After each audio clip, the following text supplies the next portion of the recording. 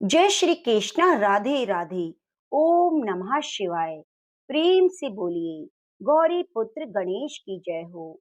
भगवान श्री हरि ने बताया, गाय माता ने दिए स्त्रियों को 3 श्राप। प्रिय भक्तजनों, एक दिन देवऋषि नारद मुनि नारायण नारायण का जाप करते हुए बैकुंठ में आते हैं। तब माता लक्ष्मी और भगवान श्री हरि शेषनाग की शैया पर विश्राम कर रहे थे। तब नारद मुनि ने भगवान श्री हरि को प्रणाम किया और बोले, हे प्रभु, आज मेरे मन में 3 प्रश्न उठे हैं, जिसका हाल जानने हेतु मैं आपके पास आया हूँ। तब श्री हरि मुस्कुराते हुए बोले, हे नारद, आपका स्वागत है। आप अपने सारे प्रश्न निसंकोच होकर कहें, मैं अवश्य ही इन प्रश्नों के उत्तर आपको दूंगा। तब देवऋषि नारद कहते हैं, हे प्रभु, आप ही जगत के पालनहार और सृष्टि के रचयिता हैं। आप ही ने सारे मानव जाति के कल्याण हेतु अनेक प्राणियों की उत्पत्ति की है, किंतु आज मैं सर्वश्रेष्ठ प्राणी गाय के बारे में जानना चाहता हूँ। मेरा पहला प्रश्न है कि आखिर क्यों गाय ने भी स्त्रियों को श्राप दिया।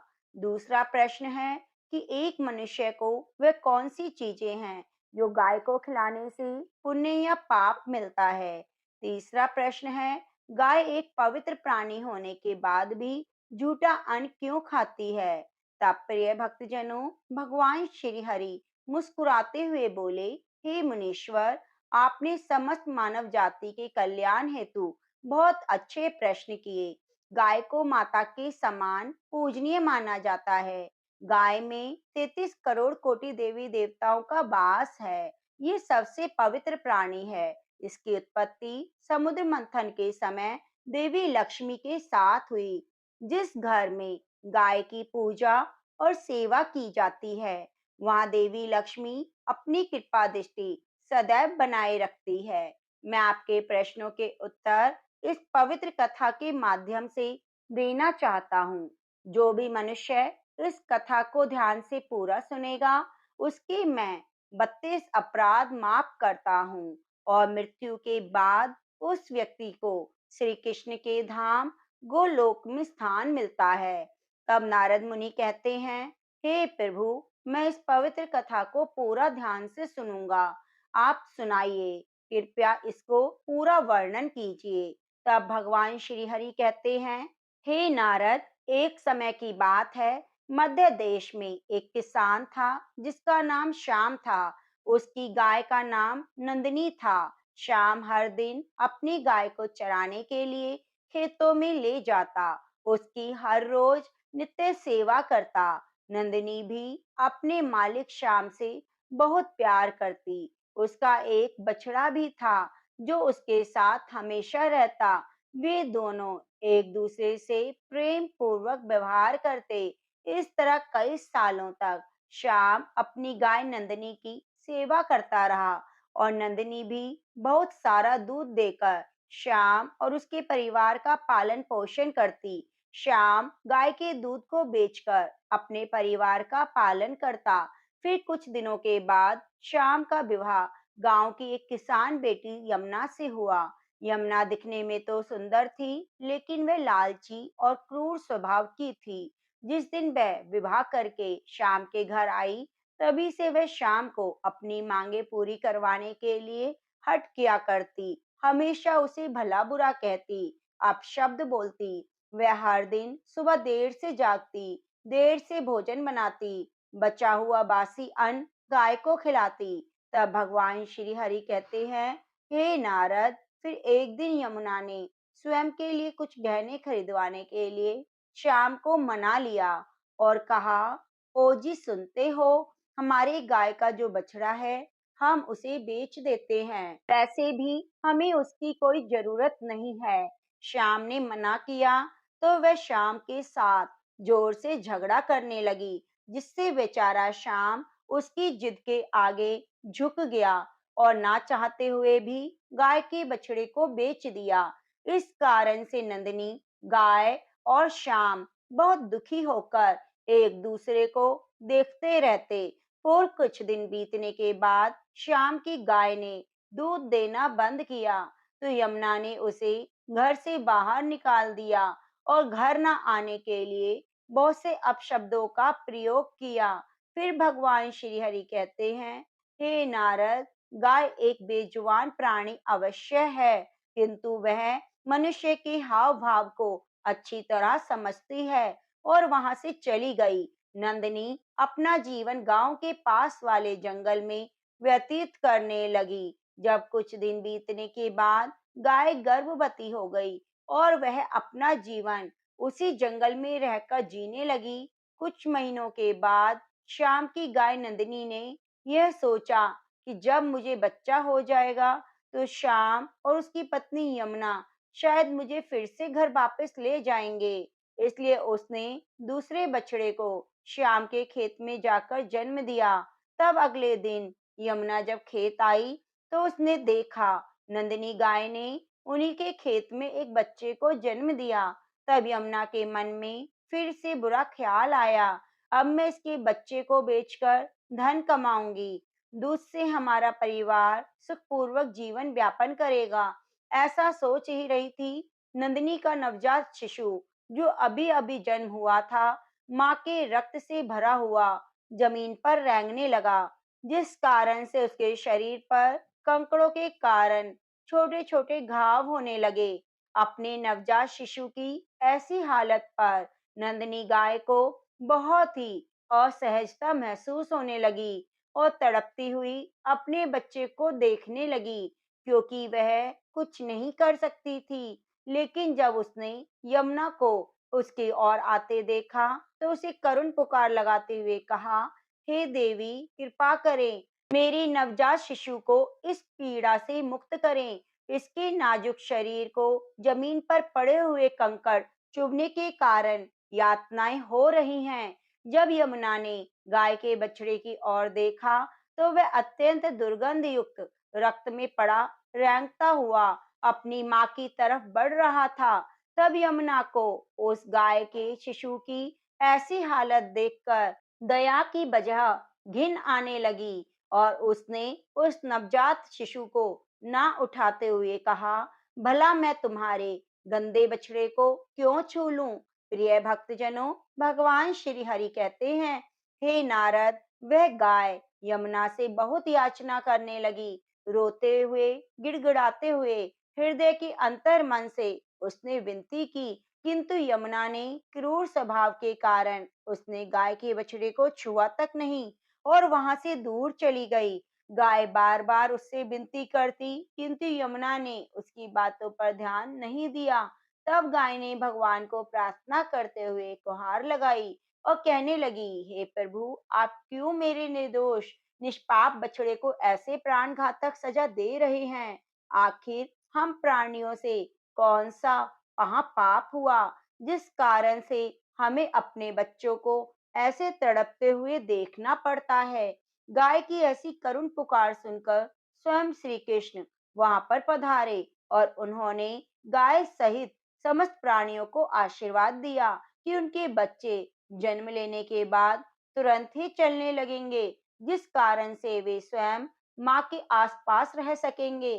तब भगवान श्री हरि कहते हैं, हे नारद, श्री कृष्ण आशीर्वाद देकर अंतर्ध्यान हो गए, किंतु थोड़ी देर बाद जब यमुना वापस उस गाय के पास देखने के लिए आई तो उसे उसकी आंखों पर विश्वास नहीं हुआ।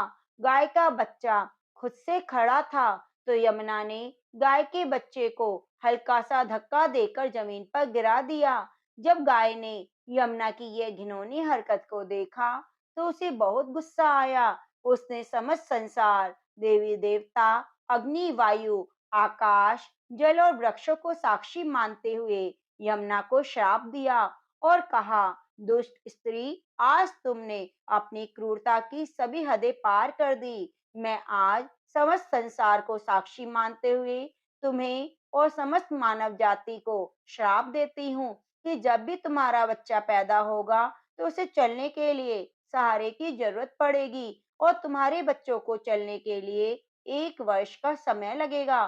तब भगवान श्री हरि कहते हैं, हे नारद, आपके पहले प्रश्न का उत्तर, इसी नंदिनी गाय के श्राप के कारण आज मनुष्य के बच्चों को चलने के लिए सहारे की जरूरत पड़ती है, और ठीक से चलने के लिए मनुष्य शिशु को 1 वर्ष का समय लगता है।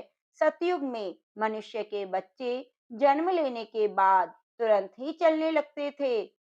हे नारद, जब यमुना अपने घर संध्या समय वापस आ रही थी, तभी इस गाय के श्राप के कारण तूफान वर्षा होने लगी, तेज बिजलियां गरजने लगी। तब तेज वर्षा के कारण यमुना एक पेड़ के नीचे सहारे के लिए रुक गई, किंतु नियति के खेल ने उसी पेड़ पर बिजली गिरा दी, जिससे उसकी मृत्यु हो गई। यमुना की आत्मा को लेकर यमदूत उसे धर्मराज के दरबार में उपस्थित हुए।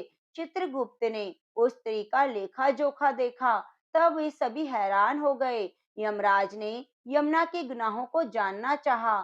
चित्रगुप्त बोले, महाराज, इस स्त्री ने अपने पति का कभी आदर नहीं किया, हमेशा से देर से उठना और निर्वस्त्र स्नान करना। इस स्त्री ने अपने पूरे जीवन में कभी पूजा पाठ नहीं की। इसके पापों को गिनते हुए हमें आज पूरा दिन लग गया, और इसने सबसे बड़ा महापाप तो यह किया कि गाय को हर रोज झूठा, बासी और सड़ा हुआ अन्न खिलाया, जो कीड़े और वर्मी भी ना खा सके।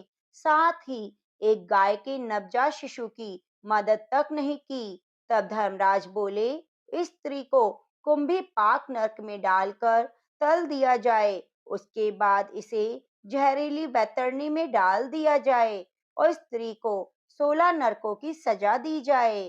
प्रिय भक्तजनों, भगवान श्री हरि कहते हैं, हे नारद, यमदूत स्त्री को इतने सारे नरक में डाल देते हैं और उसकी आत्मा को पीड़ा देते हैं। यह सिलसिला पूरे 1 वर्ष तक चलता रहा। जब उसकी सारी सजाएं पूरी हो गई, फिर धर्मराज ने उस स्त्री को गाय को हमेशा से झूठा सड़ा हुआ अन्न खिलाने के कारण उसे सूअर की योनि में जन्म लेकर हमेशा कीचड़ में पड़े रहने और दुर्गंध युक्त पदार्थ खाने का आशीर्वाद दे दिया।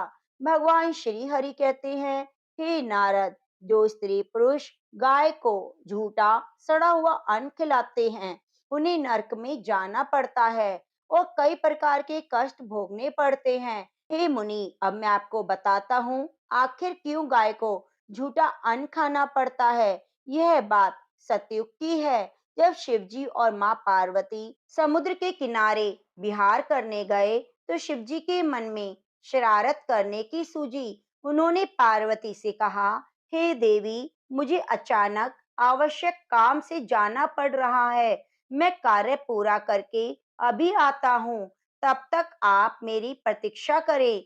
दरअसल शिवजी माँ पार्वती को परेशान करना चाहते थे। शिवजी की बात मानकर देवी पार्वती अकेले ही तट पर बैठकर उनकी प्रतीक्षा करने लगी। इसी तरह शाम हो गई। उस दिन शिवरात्रि थी। जब रात तक शिवजी ना लौटे, तो माता पार्वती ने तट पर ही रेत के शिवलिंग का निर्माण किया और पूजन सामग्री से रात भर शिवजी का निर्जला निराहार व्रत संपूर्ण किया। शिवजी सूक्ष्म रूप में वहीं उपस्थित थे और हर गतिविधि के साक्षी थे। सुबह होने पर पार्वती ने समुद्र में रेत के शिवलिंग और पूजन सामग्री का विसर्जन कर दिया। इसके थोड़ी देर बाद शिवजी प्रकट हो गए और बोलने लगे, हे देवी पार्वती, कल शिवरात्रि थी, पर मेरी पूजा नहीं की। पार्वती ने कहा, मैंने पूजा की है, अभी तुरंत पूजन सामग्री समुद्र में विसर्जित की है। शिवजी अभी भी पार्वती जी के साथ हंसी मजाक कर रहे थे। उन्होंने कहा, पार्वती, मुझे तो पूजा का कोई चिन्ह दिखाई नहीं दे रहा। अगर आपने पूजा की तो प्रमाण दो। माता पार्वती समझ चुकी थी कि भगवान शिव उन्हें जानबूझकर सता रहे हैं, क्योंकि वो जगत की हर घटना के साक्षी हैं। उन्हें प्रमाण की क्या आवश्यकता। देवी पार्वती भी इस हंसी मजाक का भरपूर आनंद ले रही थी। शिवजी की बात सुनकर माता पार्वती ने आसपास देखा, तो उन्हें एक गाय खड़ी दिखाई दी। उन्होंने शिवजी से कहा, यह गाय मेरी साक्षी है। जब मैं पूजा कर रही थी, तो यह गाय यहाँ थी। शिव जी ने गाय से पूछा, क्या पार्वती ने पूजा की? तो गाय ने नहीं कह दिया और अपना सिर ना में हिला दिया। शिव जी ने कहा, पार्वती आप असत्य कह रही हैं। गाय ने आपकी गवाही नहीं दी। शिव जी के सामने स्वयं का अकारण झूठा साबित होना पार्वती जी सहन नहीं कर पाई। क्रोध में आकर उन्होंने उसी वक्त गाय को श्राप दे दिया। माँ पार्वती ने श्राप देते हुए कहा, तू दिव्य जन्मा है, तू जगत कल्याण के लिए प्रकट हुई, इसलिए जनहित के लिए तेरे गुण वैसे ही रहेंगे, किंतु जिस मुंह से तूने झूठी गवाही दी उसे दंड भुगतना होगा। झूठ बोलने के कारण अब से झूठन ही तेरा आहार होगा। इस तरह झूठ बोलने से गौ माता क्रोध की भागी बनी और आज तक उनकी संतति अच्छा भोजन प्राप्त होने के बावजूद भी झूठन खाने के लिए बनी हुई है। प्रिय भक्तजनों, भगवान श्री हरि कहते हैं, हे नारद, अब मैंने आपको गाय के विषय में महत्वपूर्ण जानकारी देता हूँ। अक्सर मनुष्य गाय से पुण्य पाने के लिए कई प्रकार के व्रत पूजा पाठ करते हैं, लेकिन उन्हें गाय को कुछ चीजें भूलकर भी नहीं खिलानी चाहिए। द्वार पर आई गौ माता को कभी भी बिना रोटी खिलाए जाने ना दें। गौ माता को रोटी और ताजी हरी घास खिलाएं। यूं भी हम हर दिन पहली रोटी गौ माता के लिए बनाते हैं, इसलिए हमेशा उस रोटी को प्यार से गौ माता को खिला दें। गौ माता को रोटी खिलाने से हमें पुण्य मिलता है। गौ माता को कभी भी बासी और सड़ा खाना ना खिलाएं। भूख लगने पर मजबूरी में गौ माता वह खाना खा लेती है, लेकिन इसके दुष्परिणाम होते हैं, जिस कारण हमारे घर में नकारात्मकता आती है। गौ माता एक शाकाहारी पशु है, इसलिए कभी भी गौ माता को मांसाहार खिलाने की चेष्टा ना करें। ऐसा करने से महापाप लगता है। हमारी कुंडली में दोष है, जिसके कारण हमें लगातार परेशानियों का सामना करना पड़ रहा है। तो गौ माता को रोटी खिलाते समय कुछ उपाय कर सकते हैं। जैसे यदि कुंडली में चंद्र दोष है, तो आप रोटी पर सफेद मक्खन, नमक या घी लगाकर गौ माता को खिलाएं। शनि दोष है, तो रोटी बनाते समय आटे में थोड़े काले तिल मिलाकर आटा गूंदें और इस आटे की ताजी रोटी बनाकर शनिवार अमावस्या के दिन गौ माता को खिलाएं। इस तरह मंगल या गुरु दोष है, तो रोटी के ऊपर हल्दी लगाकर गौ माता को खिलाएं। यह करने से सभी दोषों के दुष्प्रभाव नष्ट हो जाते हैं। गौ माता को प्रतिदिन रोटी और घास खिलाने से लाभ होता है, पितृदोष से मुक्ति मिलती है। इसी तरह कुंडली में शनि की 7.5 यह महादशा है, तो शनिवार अमावस्या को काले रंग की गाय को घास खिलाएं, उसकी पूजा करें, इससे शनि दोष कम होता है। गौमूत्र यानी कि गाय का मूत्र बहुत उपयोगी है और स्वास्थ्य की दृष्टि से अत्यंत हितकारी है। आध्यात्मिक दृष्टि से तो गौमूत्र का महत्व है, साथ ही वैज्ञानिक और स्वास्थ्य की दृष्टि से भी गौमूत्र के बहुत लाभ बताए गए हैं। गौमूत्र में बहुत से खनिज पदार्थ हैं, जो स्वास्थ्य वर्धक है, हमारे शरीर की शुद्धि करते हैं, बहुत से रोगों से भी बचाते हैं। साथ ही गौमूत्र छिड़कने से वातावरण में शुद्धता आती है, इसलिए हमारे शास्त्रों में शरीर को निरोगी रखने के लिए प्रतिदिन गौमूत्र का सेवन करने, घर में गौमूत्र छिड़कने के लिए कहा गया है। गाय के दूध, दही, घी, गोबर और गौमूत्र से बनने वाले मिश्रण को पंचगव्य कहते हैं। पंचगव्य को पाप नाशक कहा जाता है और हमारे हिंदुओं की एक धार्मिक विधि प्रायश्चित करने की उपयोग किया जाता है। पंचगव्य को बनाने वाली सभी वस्तुएं अत्यंत उपयोगी होती हैं, जो स्वास्थ्य के लिए लाभदायक हैं, साथ ही औषधीय गुणों से भरपूर हैं। प्रिय भक्तजनों, भगवान श्री हरि कहते हैं, हे नारद, मैंने आपके सारे प्रश्नों के उत्तर दिए। तब नारद मुनि कहते हैं, हे प्रभु, मैं धन्य हो गया। आपने मुझे दिव्य ज्ञान दिया, मेरी शंकाएं दूर की। मैं इस दिव्य ज्ञान का प्रचार समस्त मानव जाति के लिए करूंगा। तो प्रेम से बोलिए, ओम नमो भगवते वासुदेवाय नमः। जय श्री हरि विष्णु। प्रिय भक्तजनों, मैं आशा करती हूँ कि आपको यह कथा पसंद आई होगी। यदि आपको यह कथा पसंद आई है, तो आप हमारे चैनल को सब्सक्राइब कर वीडियो को लाइक करें और शेयर करें। कमेंट बॉक्स में जय श्री कृष्ण जरूर लिखें।